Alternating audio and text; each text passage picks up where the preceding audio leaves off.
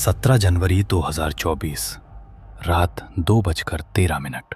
मुंबई के अंधेरी ईस्ट की एक पुरानी बिल्डिंग जिसकी 7वीं मंजिल पर महीनों से कोई नहीं रहता था।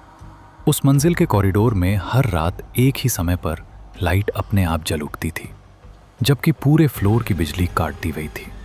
नीचे रहने वाले लोग इसे महज खराब वायरिंग मानते रहे, लेकिन उस रात एक डिलीवरी बॉय रोहन अपनी आखिरी डिलीवरी लेकर उसी मंजिल पर पहुंच गया।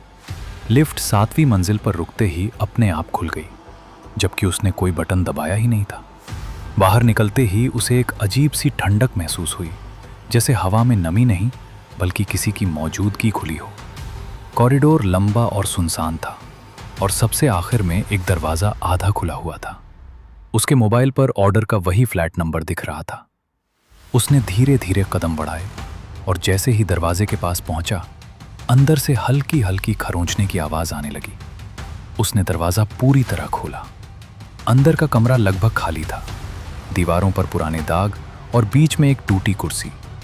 लेकिन सबसे अजीब चीज थी दीवार पर टंगी एक घड़ी, जो 2:13 पर ही अटकी हुई थी और सेकंड की सुई उल्टी दिशा में चल रही थी। अचानक पीछे से दरवाजा अपने आप बंद हो गया। रोहन ने घबराकर पीछे मुड़कर देखा, लेकिन कमरे में अब वो अकेला नहीं था। कमरे के कोने में एक काली परछाई धीरे धीरे आकार लेने लगी।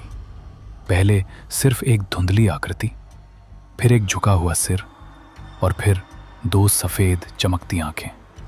वो चीज धीरे धीरे उसकी ओर बढ़ने लगी और हर कदम के साथ कमरे का तापमान गिरता जा रहा था। रोहन भागना चाहता था, लेकिन उसके पैर जैसे जमीन में धंस गए थे। उसकी सांसें तेज हो गईं और घड़ी की उल्टी चलती सुई अचानक रुक गई। अगली सुबह उस फ्लैट का दरवाजा खुला मिला। अंदर कोई नहीं था, सिर्फ फर्श पर पड़ा था एक डिलीवरी बैग और दीवार पर लगी घड़ी अब सही चल रही थी। लेकिन इस बार घड़ी के कांच में एक परछाई साफ दिख रही थी, जो कमरे में कहीं नहीं थी। और उसी दिन उस ऐप पर एक नई डिलीवरी रिक्वेस्ट आई। वही पता, वही फ्लोर और वही समय, रात 2:13।